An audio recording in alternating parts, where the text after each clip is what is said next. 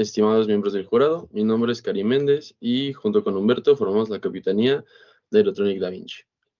Estamos en representación del grupo CDM de la FES Aragón, de un grupo estudiantil donde se realiza investigación, tesis y se llevan a cabo diferentes proyectos, como CANSAT, automóviles Fórmula SAE, todoterreno y cohetería experimental.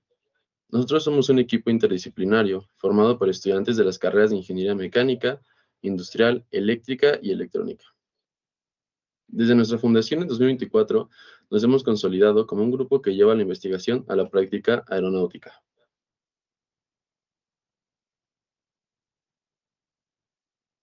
Para mantener el flujo de progreso, estructuramos el trabajo en 3 divisiones estratégicas: aerodinámica y simulación, encargados del dimensionamiento, la predicción de carga, la selección de perfiles aerodinámicos y simulaciones. Diseño y manufactura, quienes transforman esos cálculos y simulaciones en una estructura física, seleccionando materiales y procesos de fabricación. Electrónica y control, quienes trabajan en paralelo para dar vida al prototipo, seleccionando y validando componentes desde las etapas preliminares del diseño. Nuestra primera experiencia en competencia durante 2025 nos dejó un valioso 11º lugar, pero sobre todo nos brindó una curva de aprendizaje fundamental. Realizamos un análisis crítico de nuestros puntos débiles. El año pasado competimos con una aeronave cuya estructura era totalmente de madera, con un exceso de piezas que volvió a la manufactura sumamente tediosa y el ensamble complejo. De ese análisis y de la mejora nace Maverick 2.0. Nuestro objetivo principal este año fue desarrollar una aeronave práctica de manufacturar, ágil en su ensamble y optimizada para su transporte, cumpliendo estrictamente con cada requerimiento aerodinámico y del reglamento. En los parámetros del avión es tener una envergadura de 2.41 metros y una altura de 0.046 metros. Este año se optó por una configuración de ala alta trapezoidal y empenaje en H, pensada para asegurar un vuelo estable tanto en ronda de vuelo en vacío y última ronda con la máxima carga útil. El perfil aerodinámico para este año fue el S1223, el cual se seleccionó debido a su desempeño, que fue el que más se alineó con los requerimientos aerodinámicos de este año. Por eso mismo se realizó un análisis de estabilidad para garantizar la estabilidad que la configuración para garantizar la estabilidad de la configuración que elegimos para un vuelo estable en las 2 rondas más críticas. Para profundizar en los detalles técnicos de esta evolución, cedo la palabra. Bien, para la parte de la estructura, este año nuestro enfoque en el diseño fue mecánico. Se alternaron costillas estructurales de madera con, esta vez, núcleos de espuma de poliestireno expandido. De esta forma garantizamos que a lo largo de toda la envergadura se mantenga el mismo perfil aerodinámico. A la vez, todo esto está montado en 2 largueros principales, los cuales tienen como función justamente soportar los esfuerzos de flexión durante todo el vuelo. En la parte del control, no solo montamos ni acomodamos un servo, sino que integramos una costilla de montaje estructural, la cual transmite todos los esfuerzos del servo directamente en el larguero principal. Por parte de la punta, se diseñó una costilla de manufactura aditiva, la cual no solo es estética, sino que tiene 2 insertos, los cuales van directamente en los largueros, de esta forma evitando cualquier desplazamiento a lo largo del ala. Por el lado más crítico del ala, es decir, su unión al fuselaje, se diseñó y manufacturó 2 piezas a modo de insertos con aluminio. Estos se fijan permanentemente en los largueros tubulares y cuentan con una cuerda y una sufridera, la cual amplía el área de presión que ejerce este mecanismo, manteniendo un diseño estructural fijo. Posteriormente se realizaron análisis estructurales, los cuales fueron tanto en los largueros como en los insertos. Ambos resultados resultaron en esfuerzos máximos menores al que puede soportar nuestro material, lo cual dio luz verde a seguir con esta propuesta.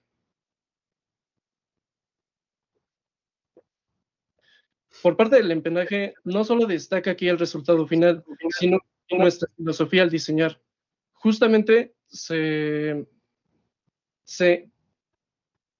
aplicaron y se escalaron todas las soluciones aplicadas en el ala principal, por lo cual aquí se repiten las mismas, las sufrideras, los insertos e incluso la costilla exterior.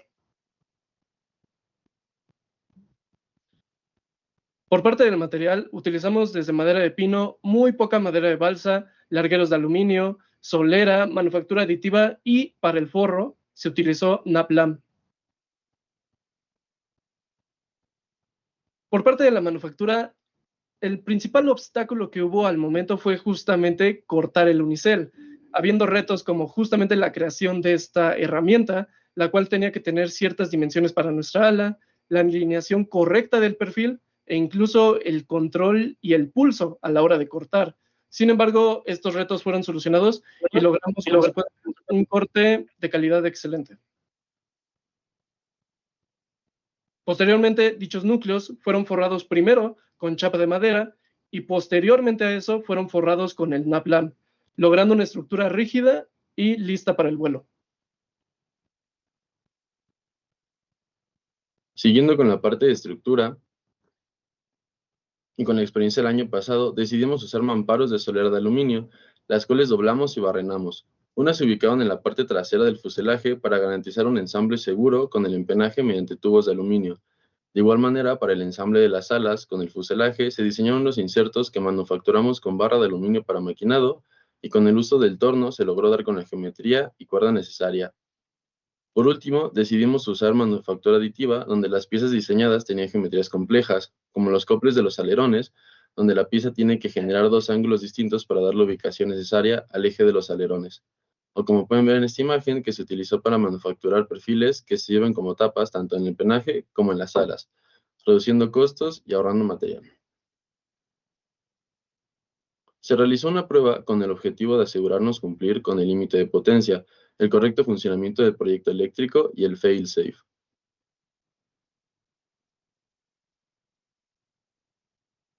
La configuración del proyecto eléctrico de este año se seleccionó con la ayuda del software de eCalc, con el cual hicimos varias pruebas con diferentes configuraciones, asegurándonos de cumplir con los requerimientos aerodinámicos y del reglamento. Y por último, este año contamos nuevamente con el apoyo de Rodac, el cual nos ayudó a financiar todo el proyecto. Al igual que DL Corporativo, nos brindó apoyo para la recaudación de fondos de viáticos e inscripción. Aquí se presenta una gráfica de las áreas con los gastos más significativos, dando un total de aproximadamente 29,000 pesos. Estamos profundamente agradecidos con Rodac y DL Corporativo por hacer posible este sueño una vez más.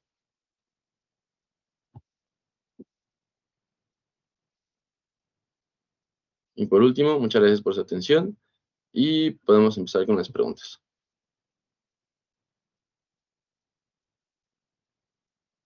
Perfecto, muchas gracias. Pues un tiempo de 8 minutos, 12 segundos. ¿Me ayudan a corroborar los demás jueces? Nada más. Sí, confirmar. tengo el mismo tiempo. Sí, correcto. Perfecto. Entonces, ok, sí, podemos empezar contigo, Eric, si estás listo para las preguntas. Sí, tengo varias preguntas. En particular, yo les revisé, perdón, déjenme abrir mi cámara. En particular, me tocó revisarles la parte de manufactura e integración de proyectos. Nada más, ahorita estaban comentando un material que creo que se llamaba Naplam, ¿es correcto? Sí, correcto, naplam. Naplam, ok. ¿Hicieron alguna matriz de comparación de los materiales? ¿Hicieron alguna comparación o alguna estadística para saber qué materiales ocupar, que nos pudieran platicar al respecto? Más que una comparación, se tomó en cuenta la experiencia del año pasado, en el cual se utilizó este naplam y dio resultados positivos, tanto a la facilidad de manufactura, su bajo precio en comparación, por ejemplo, al monocote, es totalmente mucho más barato para el proyecto y cumple con las mismas funciones, que es justamente lograr el perfil aerodinámico para que el avión vuele. Entonces, básicamente fue en base a la experiencia del año pasado que se utilizó el naplam. Pues fue más de forma empírica que de forma cualitativa, cuantitativa, ¿verdad? Correcto, en base a la experiencia. Con más de la experiencia. Ok, ahí como consejo, esto documentenlo porque es muy complicado a veces saber cuál es el que tiene mayor eficiencia si no le hacemos algún dato estadístico, ¿vale?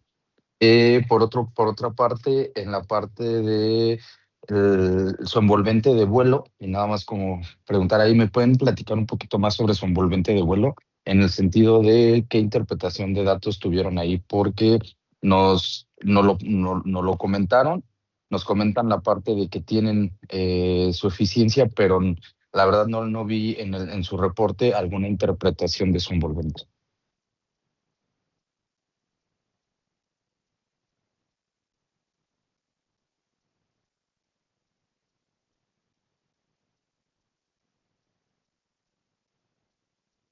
Sí, me parece que no se encuentra Jesús presente, ¿cierto?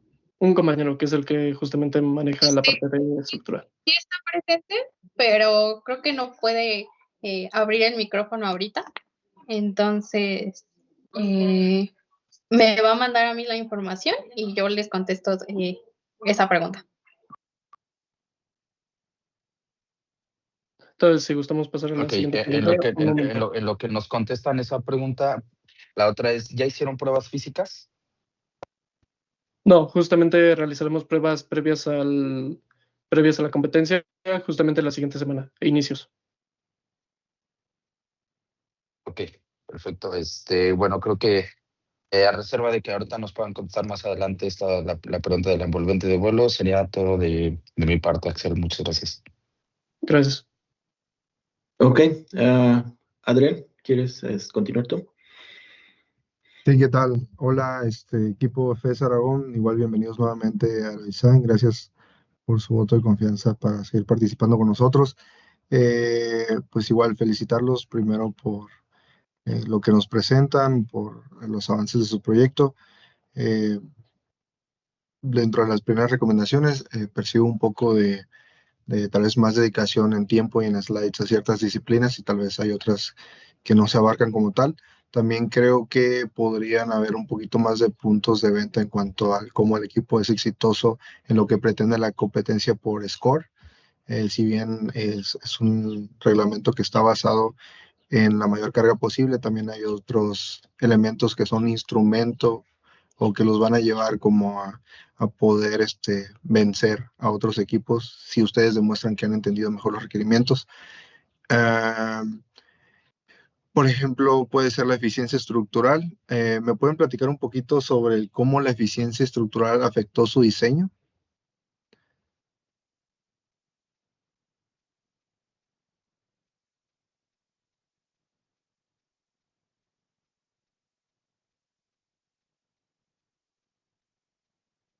Si gustas contestar de la eficiencia estructural, ¿vale?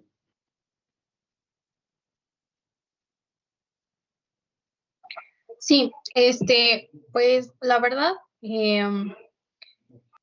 se trató de hacer una eficiencia estructural que en los cálculos nos diera una buena carga útil que pudiéramos cargar sin arriesgar tanto el avión, ya que es nuestra segunda competencia apenas, entonces tratamos de no ser tan arriesgados en esa parte, irnos un poquito más a lo conservador para asegurar que el avión no esté sometido a mucha presión en cuanto a lo que pueda cargar y manejarla a lo mejor un poquito, pues sí, de una manera conservadora. Ok. Y regresando pues al tema de eficiencia estructural, pues la eficiencia es resultado, ¿no? del peso cargado sobre el peso en vacío registrado. Eh, la pregunta sobre, pues pensando en lo que comentas de maximizar la carga, ¿me pueden decir más o menos la superficie alar que tienen? Y me gustaría saber por qué ese parámetro se decidió con ese valor, ¿no?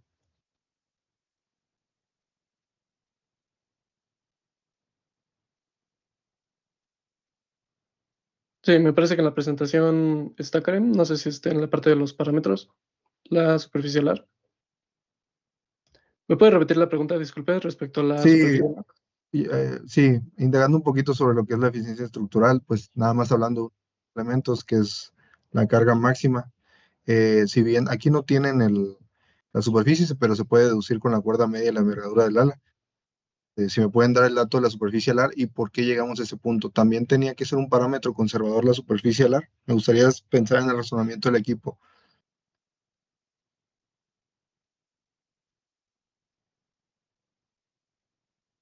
Sí, un momento.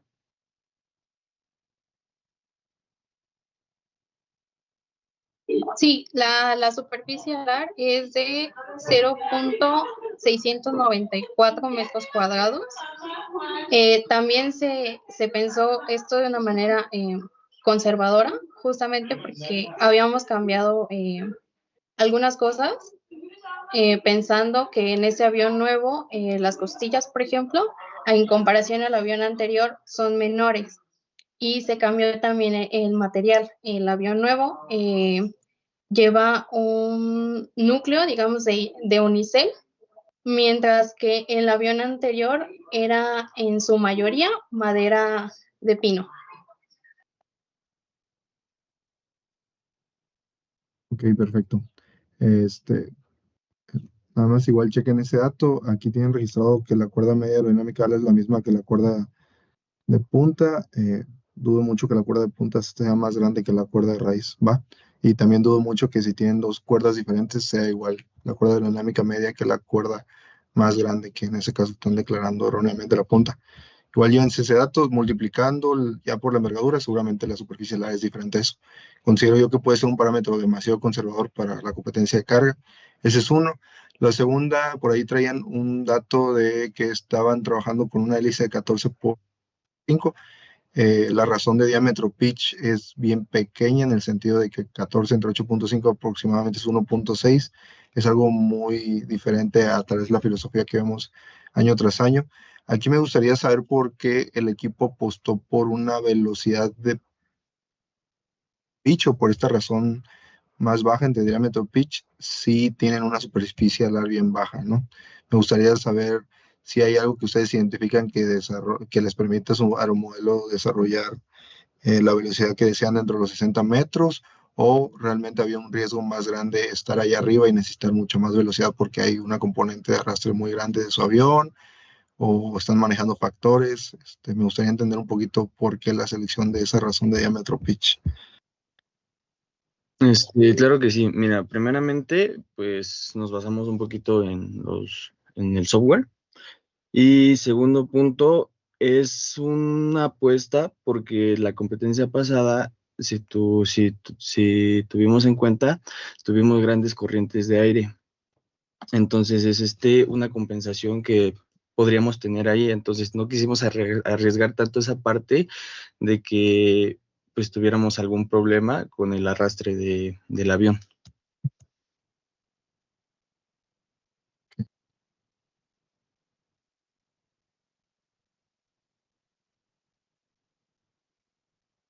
Estás Me en parece mute. que el micrófono está apagado. Perdón, perdón. Muy bien, gracias. Dado que es una apuesta a la velocidad de pitch, entonces, ¿cuánto perdemos en capacidad de despegue en cuestión de kilos el reducir el empuje estático?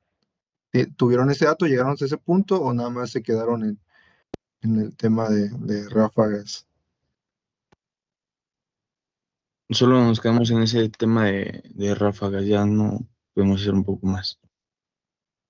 Ok, perfecto. Y última pregunta, en cuanto al tema de la potencia de desarrollar, que su sistema propulsor desarrolle menos de 850 watts, ¿cómo está asegurando el equipo estar dentro de ese régimen? Este, pues sí, a nivel competencia. Y segundo, porque creo que tienen un componente de un speed control de más o menos 60 amperes. Sé que, pues obviamente, si logran estar dentro de los 850 no va a ser ningún problema, van a estar alrededor de los 40 amperes. Pero en dado caso que los picos no estén controlados para no dañar el sistema de componentes eléctricos, el equipo cómo andaría abajo de ese rango de 50. Claro que sí, con esta parte pues tuvimos algunas pruebas estáticas ya con todo el sistema eléctrico y tuvimos una potencia muy baja, teniendo un rango muy alto, para poder configurar. Aparte, el ESC es configurable en sus diferentes partes. Tiene la configuración de 40 amperes hasta 60 amperes. Esto se lleva a cabo con el software proporcionado por TEPES o por algún programador externo a este mismo. Entonces, pues tenemos esta parte de rango para dentro de los 850 watts de potencia y para poder tener más o menos lo que necesita y no sobrepasar los límites del reglamento de la competencia. Ok, perfecto. Muy bien. Mm, Un consejo muy mínimo, pues tiene que ver que seguramente las pruebas tácticas las hicieron en otra ciudad diferente a donde va a ser la sede. Siempre traten de hacer una corrida motor en sitio para que puedan revalidar, ¿no? Y no, aunque ustedes me hayan dicho que el control esté desde el set point del transmisor o porque la misma combinación de los componentes dan por máximo una cierta potencia eléctrica, igual traten siempre de hacer las corridas en sitio, ¿no? Si tienen oportunidad de hacerlo antes de los días de vuelo, traten de hacerlo, para que no se lleven ninguna sorpresa durante la competencia. Y esa sería toda mi participación. De nuevo, César Aragón, muchas gracias. Muy buena presentación. Gracias. Gracias. Rafa, seguimos contigo. Igual, recuerden que cuando vaya a participar un miembro, tiene que identificarse, por favor.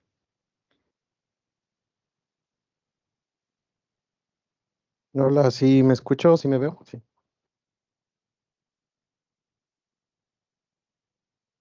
Sí. Sí, Sí, Ok. Rafa. Bueno, a mí me toca revisar regularmente la parte de estabilidad y control, algunas cuestiones de desempeño. Sin embargo, tampoco puedo dejar pasar algunas cuestiones que por ahí andan y que me hacen ruido también, ¿no? Como ingeniero. Bueno, hablando un poquito más de su reporte, yo les recomendaría fijar metas de estabilidad y control, que ustedes se propongan desde un inicio del planteamiento del reporte, pues tener el área de estabilidad y control dentro de las metas de diseño y que sea claro, ¿no? Que están buscando por parte del área. Y eso va a trazar, digamos, una senda donde ustedes van a, como un eje rector para que ustedes puedan diseñar y tomen en cuenta el área todo el tiempo que se esté diseñando, ¿no? Porque a veces se modifica la aeronave, pero no tomamos en cuenta que otras áreas se afectan, ¿no? O sea, a lo mejor en aras de mejorar, no sé, el empenaje, pues se afecta la estabilidad, ¿no? Y eso me lleva a una de las gráficas que tienen por aquí. Ustedes tienen una gráfica de CM contra alfa. No sé si la puedan poner ahí. Tienen dos gráficas, una en condición peso vacío y otra en condición, digamos, full, ¿no? Full cargada. Ujú, esa de ahí. Pues tenemos, digamos, la misma gráfica, pero para diferentes condiciones. Eh, Voy a hacer una observación. Observación, bueno, un par de observaciones. Observación número uno, regularmente para la condición de trim, y me gustaría preguntarles a qué ángulo de alfa están volando compensado. Bueno, en esa parte justamente nos vimos en la tarea de ayudarnos con el programa XFLR5. El ángulo en sí del ala estuvo en 0. La parte de los elevadores fue la que sí tuvimos una parte negativa para que se lograra estabilizar el avión. Justamente Ok, entonces. sí, pero bueno, observación número uno, necesitas abrir tu cámara, y observación número dos, si es la primera vez que hablas, necesitas identificarte. Es A ver que si no me puedo abrir puedes. la cámara, no me deja. Ok, bueno, entonces no podemos ayudarte con tu participación, es parte de las reglas. Si alguien más dentro del equipo puede ayudarle a su compañero, estaría excelente. Bueno, ah, bueno, ahorita qué bueno que me contestas esto, pero yo estaría preguntando más En general, o sea, su aeronave como tal. No estoy preguntando qué incidencia tiene el ala o qué incidencia tiene el empenaje.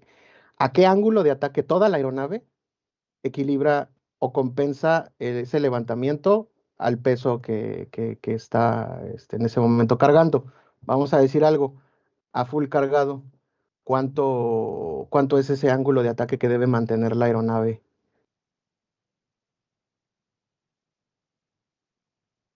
Según lo que revisamos, aproximadamente para que ya comience a poder cargar, tiene que estar aproximadamente a 2 grados, me parece, según los cálculos que tuvimos. Ok, para que comience a cargar 2 grados. Ok, bueno, ese dato aquí lo tenemos eh, tal vez me estás diciendo el full, no sé si me estás diciendo el vacío. Vamos a tomar ejemplo el full, ¿sale? A 2 grados, si tú te das cuenta y lo puedes leer en tu segunda gráfica, la que tienes a la derecha, a 2 grados tú tienes un momento positivo, ¿sale? O sea, aquí quiere decir que cuando esté compensando la aeronave su peso, pues voy a tener esta tendencia de la aeronave, ¿no? Positiva, positiva, todo el tiempo positiva. ¿Y qué va a pasar? Que el piloto se va a estar peleando con la aeronave, va a estar haciéndola que baje, que baje, que baje, que baje, ¿ok? Entonces, yo les recomiendo que empaten, ¿sí? El eje de las X al ángulo alfa que ustedes necesitan para volar compensado. Esa es la primera observación, ¿sale? Entonces, aguas porque ahí lo que me está diciendo su gráfica es que el piloto todo el tiempo se va a estar peleando porque la aeronave, la tendencia de la aeronave siempre va a ser para arriba y para arriba. Y el piloto va a estar para abajo y para abajo y para abajo, ¿ok? Bueno, esa es una, según sus gráficas, ¿ok? Luego a mí me llama la atención, sigo con esa gráfica verde. Aquí les voy a hacer un comentario. El comentario número uno es que el CM alfa, ¿sale? No sé si identifican el CM alfa, pero el CM alfa es el valor en el que esa recta cruza por el eje de los CMs, o sea, de la línea vertical, ¿ok? Ese es el CM alfa. Regularmente, donde cruza esa línea, eh, esa característica, el empenaje juega un factor fundamental en donde cruza esa línea, ¿ok? Prácticamente la posición del empenaje y el ángulo de incidencia del empenaje, pues me dice, casi casi me dicta ese CM0, ¿ok? A mí me hace mucho ruido que en la segunda gráfica, en la que la tenemos a la derecha, ni siquiera se puede ver el valor del CM0. Eso quiere decir que es un CM0 muy alto. Tu aeronave va a requerir un CM0 muy alto. Pregunta, ¿su empenaje compensa esos momentos que son, por lo menos ahí no lo graficaron, ¿no? Pero no lo puedo ver. ¿Sí lo compensa? Sí, aparte el diseño del empenaje justamente está adaptado para que en las pruebas, si es necesario, se podría ajustar justamente la distancia entre el centro aerodinámico del ala y el centro del empenaje, lo cual nos da libertad de justamente en las pruebas verificar cuál es la posición correcta, no solo en cálculos ni en gráficas, sino en la realidad. Ok, bueno, acabas de decir algo muy importante. ¿Ya volaron? Pregunta. No. Vamos a hablar la siguiente semana, inicio de la semana. Ok. Bueno, entonces, qué bueno que ya tienes yo te estoy haciendo un foco rojo, ¿no? De acuerdo a tus gráficas, y qué bueno que ustedes están previendo a lo mejor que se tenga que modificar algo. Entonces, según la gráfica, hay que ajustarlo, ¿eh? Hay que ajustarlo y espero que sí tengan esos vuelos para que ustedes bueno, tengan que modificar eso, ¿no? Si la aeronave les pide retroalimentación en el vuelo, hagan esos cambios para que ustedes vayan mejor preparados a la competencia, ¿ok? Para que vayan listos para volar y den lo mejor su aeronave de ustedes, ¿no? Em, de ahí en fuera, pues veo estos pequeños errores metodológicos, tanto en su reporte como aquí en su presentación. Aguas, hay que ponerle foco ahí. Y vamos a ir a la parte donde ustedes muestran cómo está el centro de la estructura de su ala.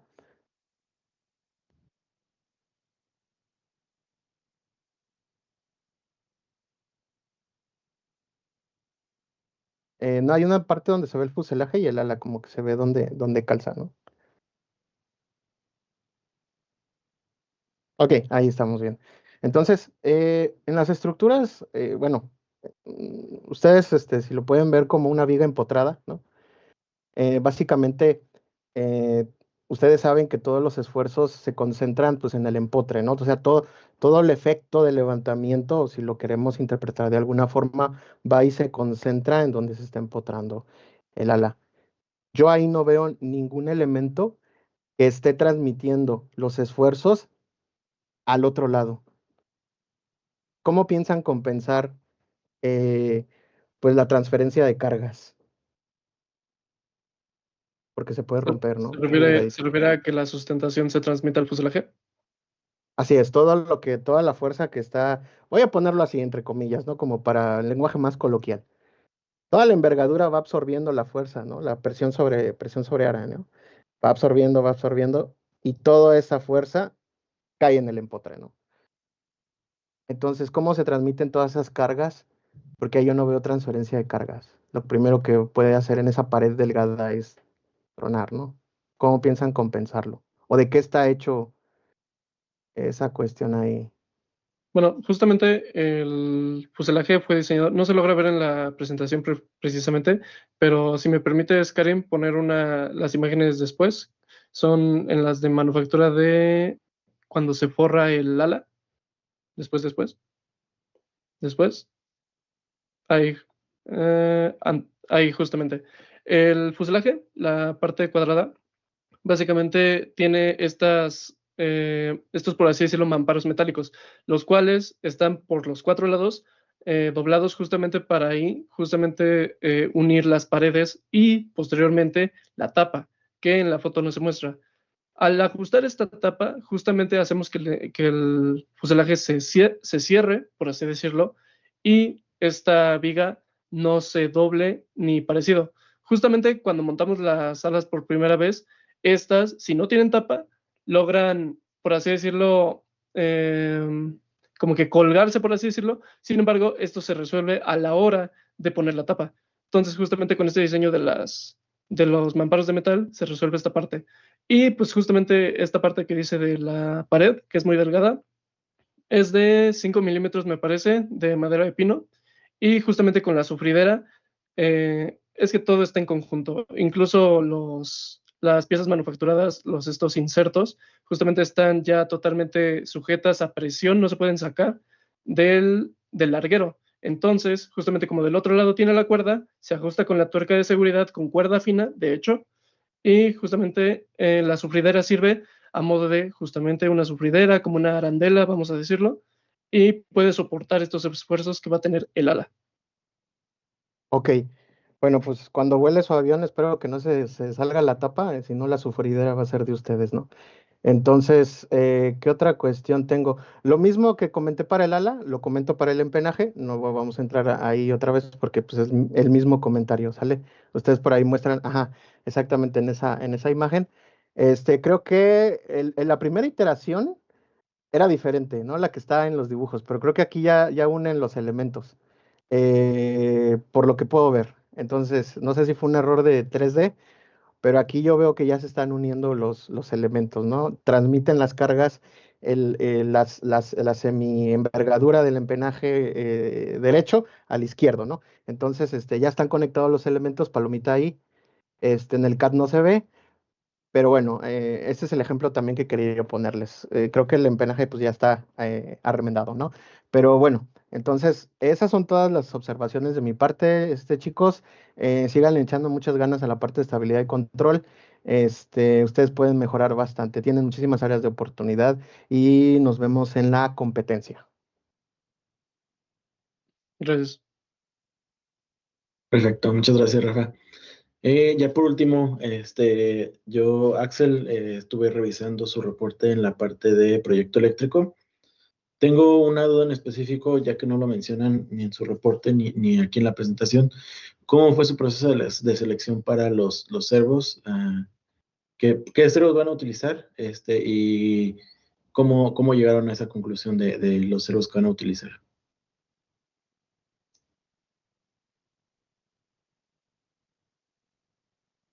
Vale, los servos que vamos a utilizar En su mayoría van a ser los servos MG996R, que son de torque.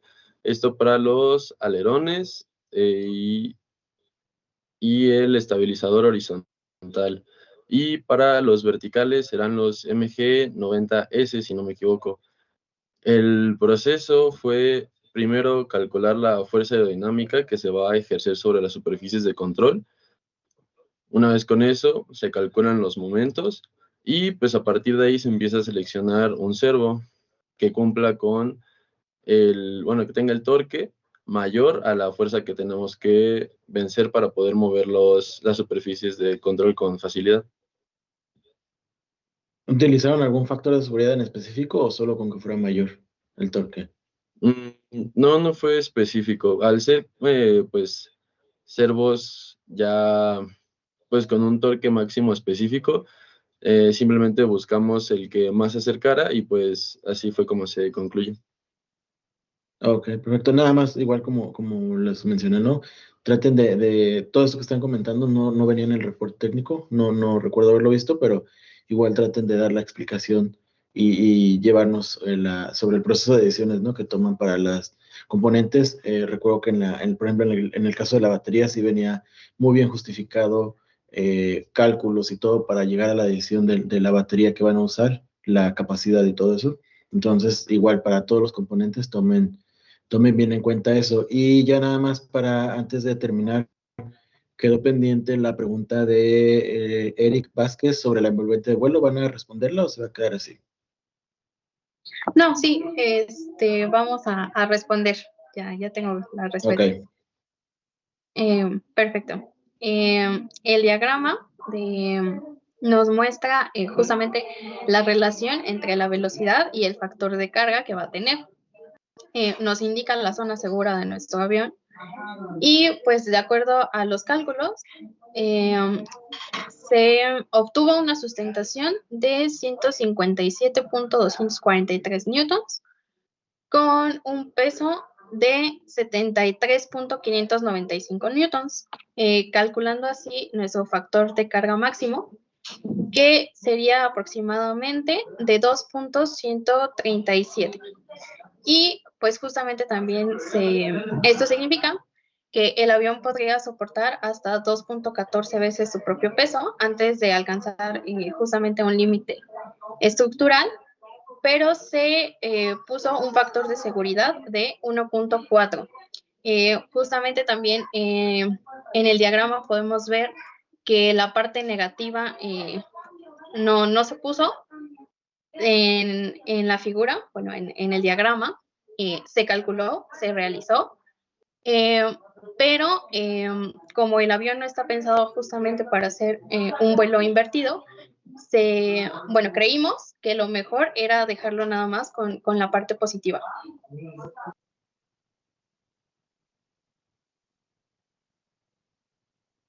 No sé si con esto quede contestada la pregunta. Bueno, tengo más dudas, pero creo que ya estamos sobre el tiempo. Yo creo que en el día de la competencia podríamos acercarnos para aclarar más estas dudas. Yo nada más les recomiendo que sí hagan una interpretación de datos un poquito más a fondo y que se dé la explicación, ¿no? Creo que con eso, Axel, podríamos cerrar.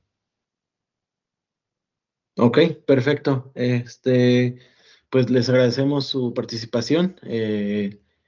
Nada más queda felicitarlos y los esperamos ver el día de la competencia en unas próximas semanas. Muchísimas gracias. Gracias a ustedes. Gracias. Muchas gracias.